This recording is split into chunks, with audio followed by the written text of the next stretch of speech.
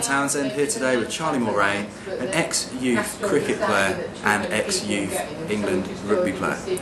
Charlie, how are you today? I'm very well, thanks, Gavin. Excellent. Yeah, really good. So, Charlie, you used to play for England as a cricket player. Could you elaborate that in a bit more detail? Yeah, sure. I mean, I'll specify it was the England youth side. So I played on an England tour, under-19 tour to India. Many years ago, at the same time actually that Michael Vaughan was touring, so we're in the same squad. We went to India for 7 weeks to play 3 test matches and 3 one-day internationals at the same time that the full England side was there. Wow. So it was great. So who did you bounce into? People like Graham Gooch, right. Michael Atherton, Dermot Reeve, lots of the main players. So some really good top players. Yes. In their time, especially. Yes. Yeah. So why cricket then? Why did you get into cricket? I think cricket it's always been a huge passion of mine.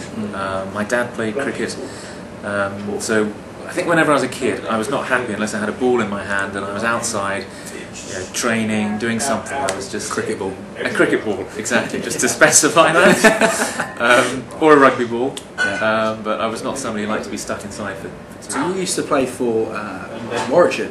Yes. Can you elaborate on that?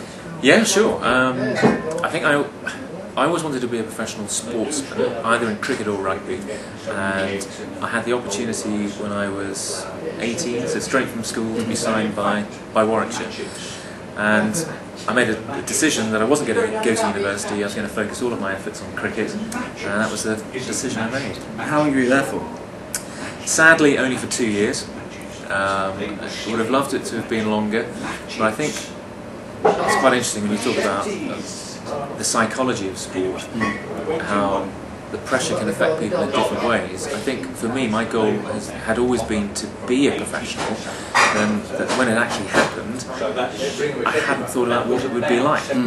So it was great being there, but then suddenly, oh my God, I'm in a professional sporting environment with international sports stars, and I suddenly felt as if I shouldn't be there. Right, so was it from your own choosing or from the choosing of the club for you to finish in cricket? Or? I got released, unfortunately. Oh, right. Yeah. Okay, so I had a 1-year contract which was renewed, and then my second year, I think by the time I realised that I could play in that type of environment, the die had been cast, and they unfortunately asked me to move on.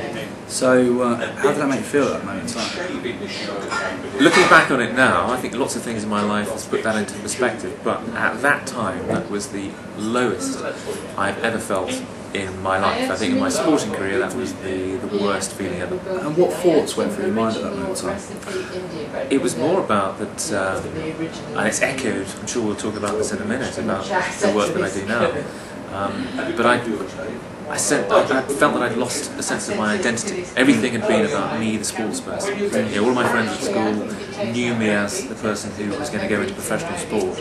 And then when it came to an end, I had no idea what I could do next. I didn't know who I was and what I was capable of doing, so it was a massive loss. So how did you manage to get out of that black hole, out of that mental barrier? I think through a lot of soul searching. I had to do a lot of analysis of myself, and I had to put it into perspective. But I suppose I was lucky as well that I had another string to my bow, that I was a youth international rugby player as well, so I suppose I was fortunate that 2 years after finishing the cricket, rugby became professional, and I moved into and that excelled quite well for you. It did, yeah. I mean, it went pretty well. I mean, I played in the Premiership for a number of years, so I played with Gloucester for quite a few seasons. I played with London Scottish in their last year of the Premiership, and I think probably my experience as a professional cricketer and the low periods, it helped me cope with my second chance of being a professional in another sport. Okay, and what time in your sport did you decide to retire? It seems so desperately young now, but I was 25, and London Scottish had just gone into receivership, so essentially they were going to be disbanding, or they were going to be moving down the leagues. and I had an opportunity to go and play for some other clubs in the Premiership, and I think my instinct told me that it was time to move on. I think I'd made I suppose I'd been quite honest with myself and worked out that, okay, I'm going to play as a squad player in the first team somewhere. You know, I'll play as a scrum half. I'll get in the first team. I'll maybe have a few days weeks on the bench. I think I worked out how far I was going to get, and there was a point where I thought, I don't want to wear a tracksuit anymore. I want to stick on a suit and commute into the city. But so between the ages of 17 to 25, you were really keen on your sport, and that was your sole focus. Obviously, after 2 years playing professional cricket, that was stopped out of no fault of your own. Well, I'd say that, I mean, you've got to take responsibility. To a point, to a degree. Yeah, I've got to say that, you know, I didn't put in the consistent performances, so I can only look at myself and say why I was. But then you went on to professional rugby, and not many people can say that they've played rugby for the England youths. So that's an achievement in itself. So, what was your career like after sport? It was, I suppose I felt really naive.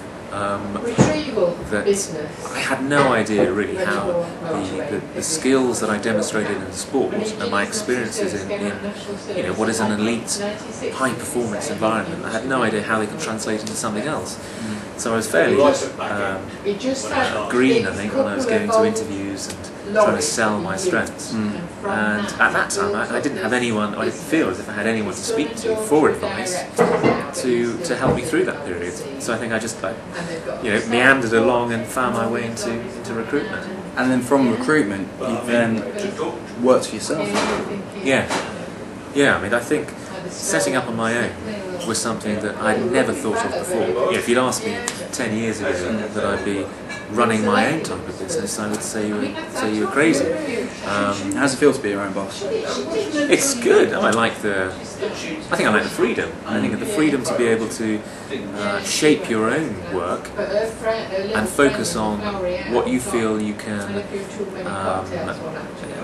I suppose, excel at, and also give the most benefit to people. That's the thing I really enjoy. And from coming from a sports background, that's helped with your business performance as well. Yeah, probably does. Would you say? Yeah, I think, you know, as a sports person, you're always looking to compete and, you know, to put in the best performance that you can. So in business, you're looking to do the same thing. So from a sports career to then working as a recruitment consultant to then being your own boss as a recruitment consultant, what have you become now? What is it Charlie Mulraine's doing blossomed now? into?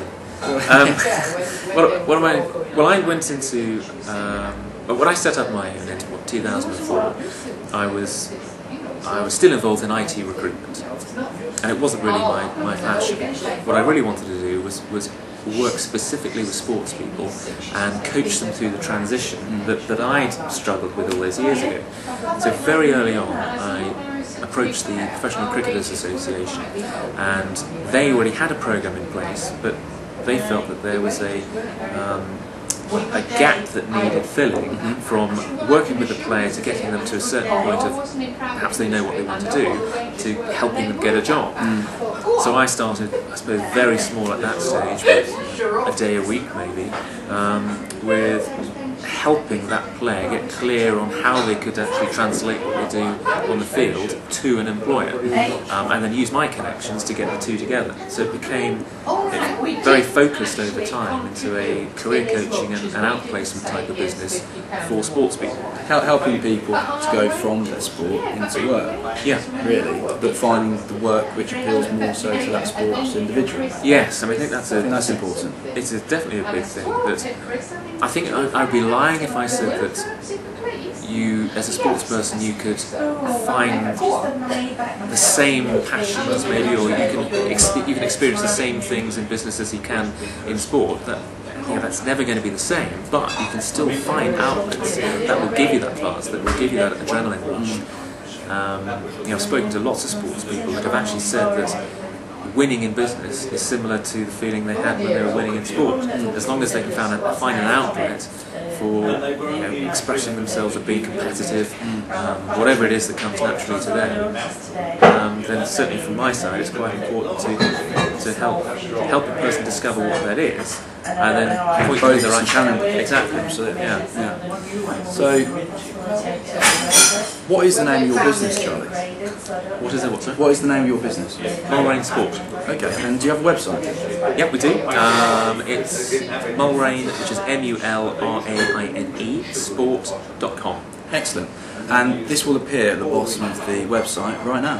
Thank you for watching this video today on Charlie Mulraine. If you'd like to know more about Charlie, please visit his website, mulrainesport.com. Thank you.